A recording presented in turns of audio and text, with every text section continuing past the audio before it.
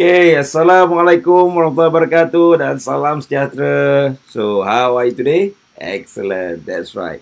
Okay, Alhamdulillah, malam ni kita dapat bersama lagi untuk sesi belah buku The Five Pillar. Alhamdulillah, pada hari ini, satu hari saya ada kelas online bersama Future Lead Auditor in the Making.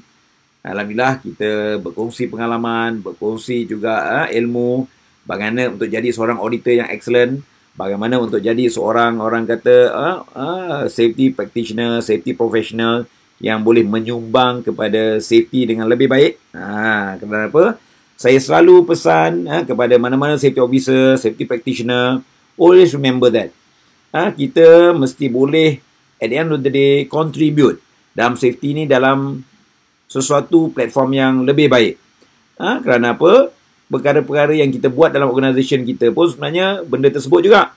So, apa dia? Sebagai safety practitioner, kita kena buka, maybe belajar bagaimana untuk jadi seorang trainer yang bagus. Dan dengan secara tak langsung, kita punya briefing, kita punya induction lebih baik. Saya juga bagi tahu juga, seorang safety practitioner kena belajar untuk jadi consultant. Kerana apa? Tugas pertama kita adalah untuk advise majikan. So, bila advise majikan ni, kita sebenarnya secara tak langsung dah jadi consultant dah. Cuma kita kena belajar bagaimana untuk melakukan sesuatu tugas tu dengan lebih baik. On that part. Dan juga, yang ketiga yang saya selalu pesan juga kepada mana mereka-mereka dalam safety practitioner ni, tolong brush up kita punya skill, belajar bagaimana untuk jadi seorang auditor. Kerana apa? Kita tak nak lagi kerja kita hanya ambil gambar report, ambil gambar report. So, at the end of the day, yang kena close kita juga. So, that's why untuk supaya kita menambah nilai terhadap kita punya finding ni, kita kena enhance daripada kita ambil gambar report kepada ambil gambar dan isu non-conformity kepada perkara yang tidak sesuai dengan safety. Always remember that. Dan saya selalu juga bagi contoh in here, kalau kata JKKP ada punca kuasa dia untuk isu NOI and NOP, safety practitioner juga kena ada banner punca kuasa kita dalam tempat kerja. Apa dia punca kuasa kita tempat kerja? Dengan aja non-conformity reporting, benda-benda tu juga akan membantu untuk stimulate safety dekat tempat kerja. Okay, so itu adalah antara perkara-perkara yang kita kena perbaiki. Dan always saya share juga untuk tuan-tuan dan puan-puan semua tahu, sebagai safety practitioner, tugas utama kita adalah untuk bagi orang tahu dan bagi orang faham apa dia safety, apa yang mereka kena lakukan untuk melaksanakan safety kat tempat kerja, dan apa yang mereka kena tahu dan faham apa yang mereka perlu bertindak untuk pastikan mereka sihat dan selamat. Itu pun selalu saya highlight supaya kita faham tugas kita bukan hanya dengan buat meronda-ronda, buat orang kata kemungkinan buat walkabout dan sebagainya. Not only that. Dan tugas kita bukannya setakat untuk sign NORM, maybe sign PTW, sign work permit. Betul? Dan tugas kita juga bukan setakat nak prepare the report. So we have to contribute on much more bigger capacity, bigger contribution, supaya kesannya pada pekerja dan majikan dan tempat kerja lebih ada impact. On that part. So memang kita buat briefing. Bagaimana nak buat briefing kita dengan lebih baik? Memang kita buat induction. Tapi bagaimana nak buat induction kita dengan lebih baik? Itu penting. Kerana apa? Kalau tidak, kita hanya melakukan perkara yang sama aja. Dan saya faham juga, bila kita buat perkara yang sama, akan ada sampai satu tahap di mana kita dah lose, dah bateri itu dah lemau, dan kita akan rasa give up, dan kita akan compromise dengan quality of deliverable kita. So that's why kita kena selalu recharge kita punya bateri, kita kena selalu belajar ilmu-ilmu baru, kita kena selalu belajar teknik-teknik baru. Dan saya selalu juga pesan, Okay, ingat sebagai safety practitioner ni bukan kerja kita atau bukan asyik kita nak kumpul CEP je. Saya tak kata CEP tu tak penting. CEP tu penting untuk renew. Tapi yang lebih penting adalah ilmu yang kita dapat daripada session untuk dapatkan CEP tu. Dan function CEP pun sebenarnya untuk menaikkan nilai tambah, nilai ilmu pada diri kita. Bukan setakat kumpul CEP, tetapi nilai diri, ilmu, skill dan juga pengetahuan yang kita ada masih kat takut lama. Masih gunakan zaman dinosaur. So that's why we have to understand that concept. CEP memang penting untuk kita kumpul untuk renew.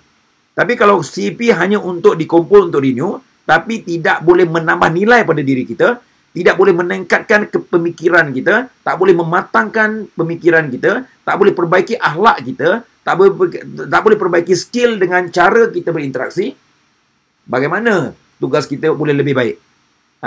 Kalau tak, kita akan still sama macam safety practitioner yang dulu. Kerja kita nak marah, asyik-asyik nak mengingatkan, nak orang kata memarah orang lain dan sebagainya. No. Now adalah masa kita untuk perbetulkan apa yang perlu kita buat dalam profession. Masa untuk kita kuatkan diri kita.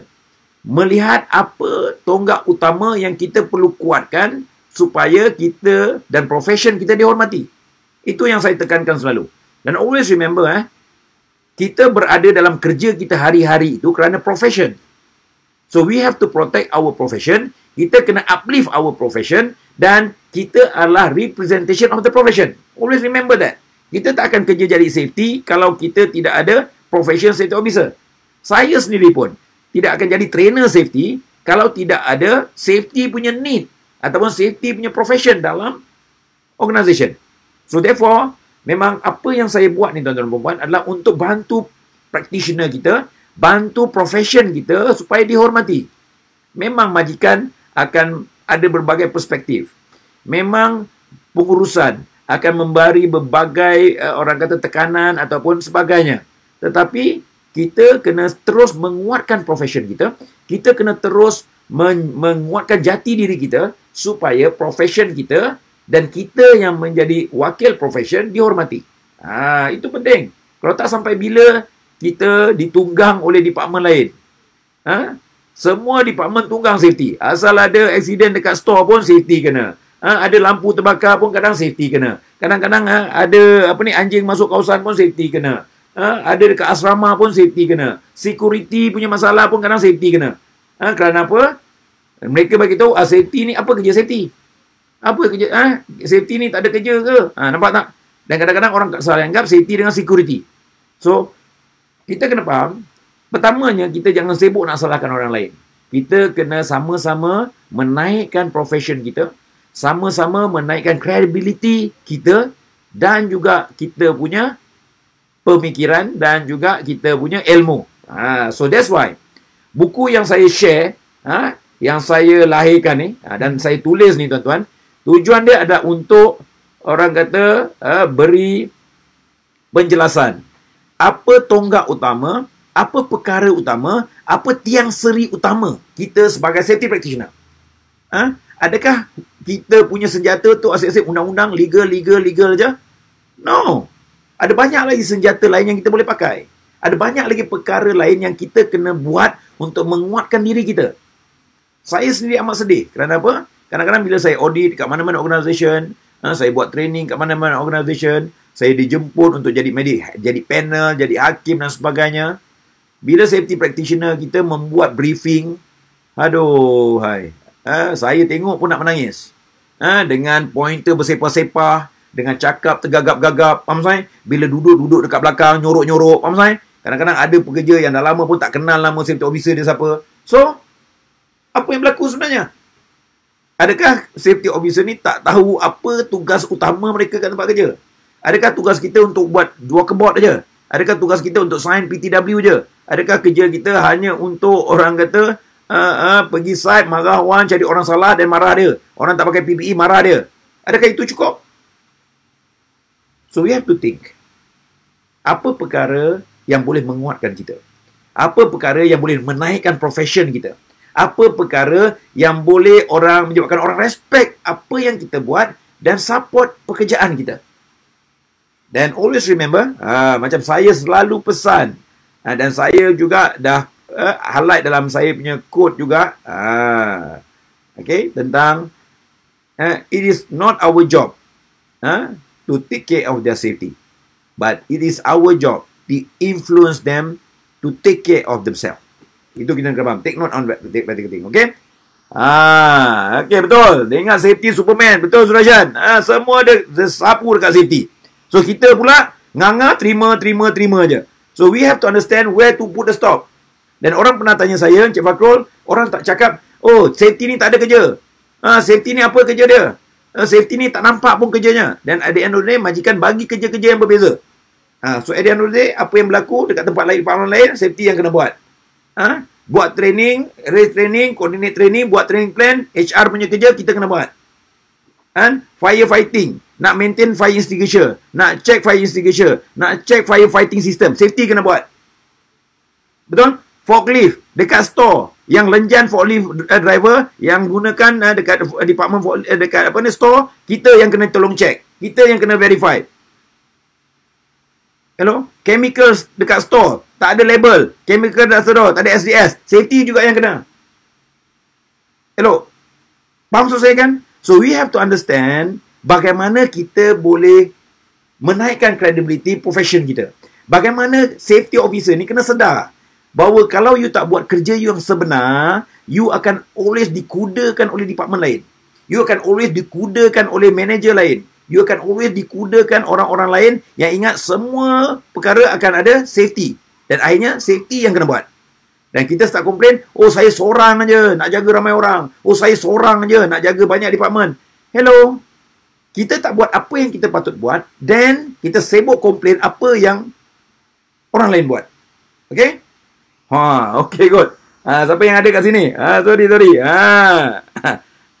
Ini bukan nak marah. Kau kata aku nak marah pula. Tak ada. Okay? Okay, Zaidi. Waalaikumsalam. Apa khabar, Zaidi? Amirul. Apa khabar, Amirul? Semoga Allah berkati kamu. Iskandar. Waalaikumsalam, Iskandar. Sihat? Jangan lupa tolong share dekat kawan-kawan kita. Kita belasah sikit safety officer ni. Awal-awal tahun ni. Betul? Kita tak nak lagi ulang benda yang sama. Aku tak nak lagi kau buat projek yang sama. Saya tak nak lagi kau buat cara briefing yang sama. Betul? Yang orang, bila kau buat briefing, habis mula je briefing, separuh tidur. Tengah briefing, 3 suku tidur. Habis meeting, semua meninggal. Faham tak? Lepas tu komplain, orang tak support. No. You yang tak buat benda tu dengan betul. Okay, good. Amboi, bukan nak marah lah, sayang. Orang nak ingatkan. Okay. Azizul, Surajan, apa khabar, Surajan? Okay, Aziza pun ada. Hai, Aziza, apa khabar, Azizul? Waalaikumsalam. Okay, good. Panggil Jakimi Syed kalau PM tak reti bahasa. Okay, betul. Okay. Privan, amboi. Waalaikumsalam, Osman. Apa khabar, Amir? Sihat? Okay, good. So, love, like dan share. Banyak-banyak supaya kita boleh menambah nilai orang lain. Okay, malam ni, saya nak share apa perkara yang safety officer kena ada untuk jadi lebih profesional. Apa perkara yang safety officer kena belajar untuk kita dihormati. Apa perkara yang safety officer kena lakukan untuk jadi lebih excellent. Itu yang bagus ni. Okay, boleh? So, melalui pengalaman saya hampir 20 tahun, tuan-tuan. So, itu yang saya compile untuk saya share dalam buku ni. Apa dia buku? Buku The 5 Pillar of Excellent Safety and Health Practitioner. Betul? So, siapa yang belum dapat buku ni, tolong tulis nama anda dekat situ. Bagi tahu dan insyaAllah, ujung minggu ni kita akan blast lagi, kita akan email, kita akan WhatsApp. Siapa yang dah dapat tu cakaplah, terima kasih. Kau ni dah dapat benda free pun, tak berterima kasih. Alah, gurau je. Okay, good. Siapa yang belum dapat lagi, make sure ada tulis nama nanti saya dapat. Siapa yang dapat, beritahu saya dapat. Abang Bini, apa khabar? Bini? Yes. Okay, good. So, sekarang kita kena sama-sama menaikkan profession kita, tuan-tuan. Kita kena sama-sama untuk buat sesuatu supaya kita boleh earn the respect. Kita kena perbaiki diri kita dan cara kita berinteraksi. Dan tahun ni kita nak buat safety officer ni berani. Itu yang saya panggil berani 2021. Apa dah? Berani 2021. So, kita tak nak lagi dijentik-jentik oleh department lain. Kita tak nak lagi kita menjadi, orang kata, kuda kepada department lain. Kemalangan kat department store, kita yang kena jawab. Kemalangan dekat operation, kita yang kena jawab. Faham tak? kemalangan dekat orang kata warehouse, kita kena jawab. Bila nak bagi bonus, diorang dapat bonus, kita kena potong bonus kerana kemalangan. Hello, not make sense. Hello, betul?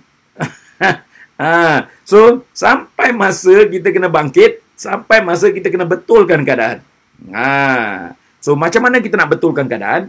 Sebelum kita nak sibuk betulkan orang lain, kita adjust diri kita dulu. Kita perbetulkan diri kita dulu.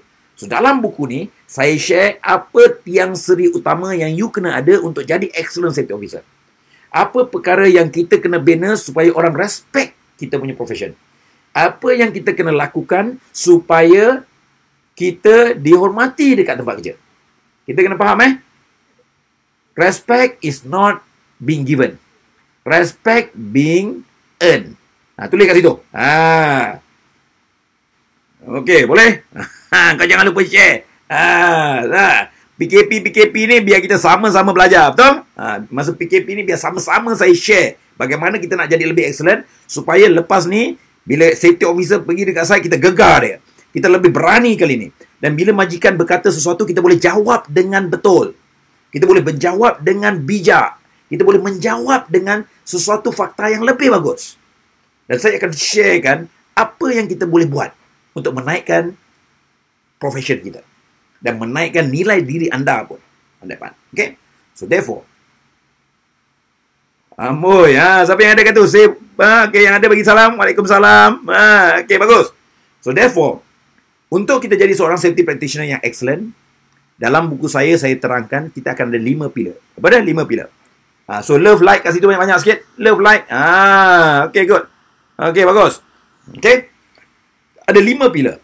Kalau rumah ada tiang seri dia, kalau pondok pun ada tiang dia, kalau bangunan pun ada dia punya, orang kata dia punya piling dia, kita sebagai profession, takkan tak ada kita punya tonggak utama. Takkan tak ada kita punya pilar. Itu dia 5 pilar yang boleh menaikkan taraf kita sebagai profession. Apa dia? Yang pertama. Tonggak yang pertama. That's why saya dah share tentang apa dia berani. Saya dah share 6 sebab kenapa perlunya safety. Faham tak? Bukan asyik legal. Modal kau legal je lah. Kalau kata safety ni. No. Ada banyak lagi modal lain selain daripada legal. Dalam buku ni saya share ada 6 perkara yang kenapa organisation perlu safety. Kenapa orang kena buat safety. Bukan asyik legal je. Faham tak? Modal kau legal je daripada dulu. Okay? Okay, good. So, untuk tonggak yang pertama. Okay. So, apa buku dia? Ni buku dia. 5 Pillar of Excellent Safety and Health Practitioner. Okay, bagus. Bagus, Priven. Bagus tu. The 5 Pillar of Excellent Safety and Health Practitioner. So, saya akan share dengan anda apa 5 pilar untuk kita jadi seorang pengamal keselamatan yang cemerlang. Yang menyebabkan anda berbeza dengan orang lain. Betul? So, let us share on that part. So, let me share you on the first pillar. Okay. Apa the first pillar? Nombor 1 kita kena the first pillar, tujuan undang-undang adalah mewujudkan, apa tujuan undang-undang? Apa sibuk-sibuk nak ada OSHA Act ni? Apa sibuk-sibuk nak ada Factory Machinery Act ni? Apa sibuk-sibuk nak kena ada orang kata JKKP ni? Kerana tujuan undang-undang adalah mewujudkan keharmonian dan kesetaraan antara sesama manusia. Mereka yang mengganggu keharmonian perlu dihukum sewajarnya bagi mendapatkan keadilan kepada mereka yang patuh. Itu sebabnya dalam safety, orang yang tak follow SOP, orang yang tak follow work instruction, orang yang tak follow arahan, kita kena ambil tindakan atas dia. Jangan biarkan. Oh, Cik Fakrul yang tak ikut tu management. Oh, Cik Fakrul yang tak ikut tu bos. Itu kau kena gunakan kebijaksanaan komunikasi untuk deal dengan mereka. Dan ingat, keperluan teknikal dalam bidang atau trade industry perlu bagi memastikan ketepatan dalam mengawal pengawalan risiko. And in here, always remember, ignorance of law is not an excuse. Kita kena faham benda tu. So, that is also the concept yang kita kena faham. Okay? So, this is also part and puzzle of it. So, apa dia pilar yang pertama? Pilar yang pertama yang kita kena tahu dalam safety and health adalah, okay, ini pun, okay, good. Sekejap. Ini pun, okay. Okay, good. So, pillar yang pertama, yang tuan-tuan kena tahu dan tuan-tuan kena faham adalah tentang legal and other requirement. Ataupun kehendak undang-undang. So, kehendak undang-undang ni kita kena tahu untuk kita merujuk apa dia undang-undang tersebut. Apa section-section yang kita boleh gunakan. Itu tonggak yang pertama. Kerana apa? Sebagai safety practitioner, yes. Kita kena tahu apa undang-undang yang berkaitan dengan safety. Dan apa juga undang-undang yang boleh support kita punya proposal kepada majikan. Itu penting.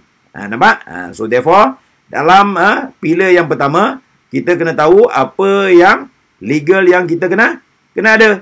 Apa legal yang kita kena comply. Apa legal yang kita kena, orang kata, bagi tahu majikan, kena comply. So, this is where our role. Okay, so this is the first. Undang-undang dan teknikal. Itu tunggak yang pertama. Dan ini saya terangkan juga, setiap teknikal ada mengikut trade masing-masing. Dalam OSHA Act, kita ada 10 sektor yang berbeza. Kita ada 10 sektor yang juga perlu ada teknikal yang berbeza. So, therefore, kita perlukan mereka-mereka yang pakar dalam bidang teknikal dalam sektor-sektor tersebut.